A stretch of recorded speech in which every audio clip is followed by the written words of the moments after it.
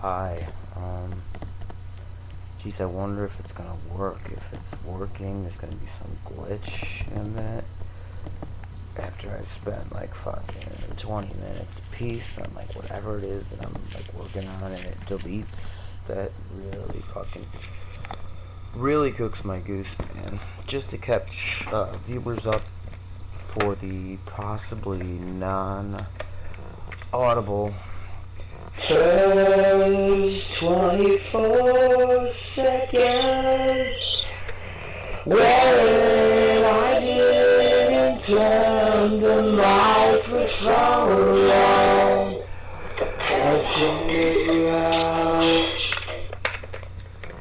So yeah, like April 16th is sure freaking like, oh,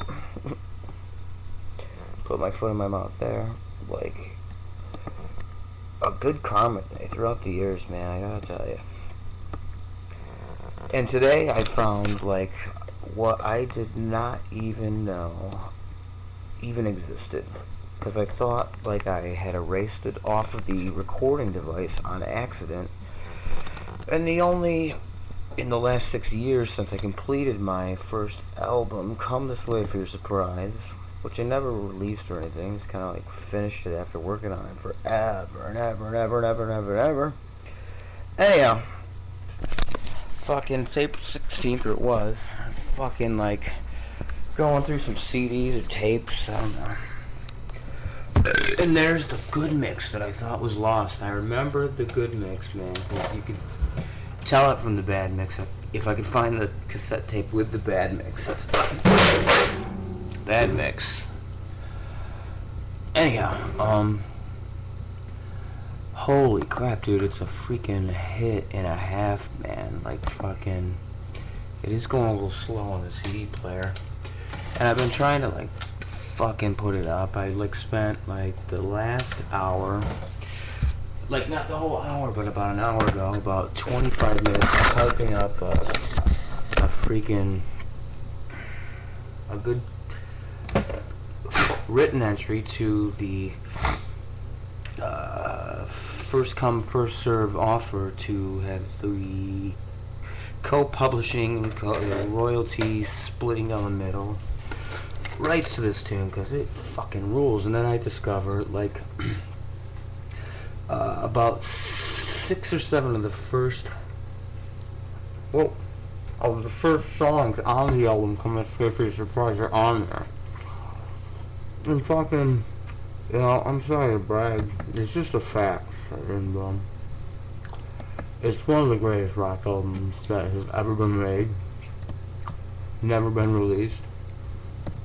And fucking, I'm gonna play it for you now. Hopefully it won't skip. It's gonna skip in the first 6 seconds. It's actually a cassette, or a CD of, like, the cassette version of it was plugged into a cassette to CD burner, because that's what it says, man, so it must be true. So hopefully every attempt I've made that involves like some time, effort, like when I'm finally done, it looks like it says like there's been an unexpected failure. So I did the like freaking explanation of what I just said to you, typing it out all craftily. This first song, it's going to skip a little bit in the first 5-6 seconds, but then it'll play alright. That song, I just found today on my good karma day, April 16th, I don't know why, like freaking, anywho, this first song is available for sale for the first person that can, seriously. And if you have a smart ear, like, you know, this is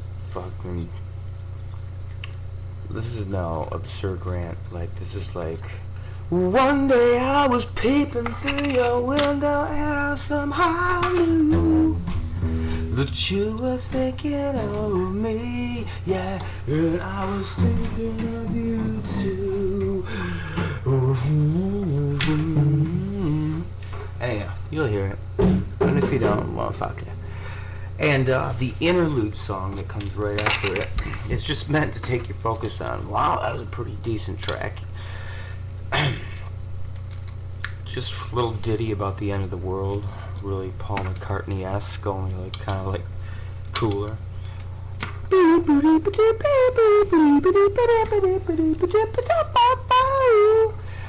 It's just a little interlude to take your attention off the fact that the third song, Sunshine Inc., you can speak directly through the vine, is even better than the first one that is now officially available to anybody that wants to buy it for $700,000. And that I'll sign a contract and honor it, of course, and I would honor a handshake, but we all know we don't want to do that. Like, when you got a hit song and you got people that like fucking have ripped the artists off throughout the year, but I would split for the first buyer. I have appreciation after the provisions for the rights to all the publishing revert back to me after a period of generous time given to you. I would still split it 50-50 because, like, I mean, I'm 40 years old almost, and I've lived hand to mouth, and I've written hits that could, like, people that, like, sell music to the world, you could give it to some artist. Because I personally, I just want the money, man. I'm, like, broke this week, and it's worth $700,000, so, to the first, like, lucky smart ear, fucking, what are you waiting for? Here we go. Come This Way for Your Surprise, the album and first track that I completed years ago. It might skip in a few spots, especially in Heavenly Wind. I think that's the fourth song. And Radio Free Gethsemane, the fifth song, it might have a couple skips in the middle. But bear with it. I'm sure you'll see if you're a rock album fan. Even though it was recorded in a basement or a bedroom with a crappy mic, it sometimes it's fake drums, like in this first track. If you got an ear, you know gosh darn well that this is like all killer and no filler. And I'll try to search my old MySpace for the rest of the songs that should be up there somewhere that complete the album, and perhaps this long-winded fucking thing won't fucking malfunction just at the end, where I give you guys April 16th groovy glimpse for free. And I refute the notion that Facebook, if I were to post it there, as per their if you agree clause way down, like the fucking like null and void NDNAA Act, as per the supremacy clause of the United States Constitution, Marbury versus Madison Supreme Court case, jurisprudence, volume 16, 3 or so, little caveats in there that have legal binding that basically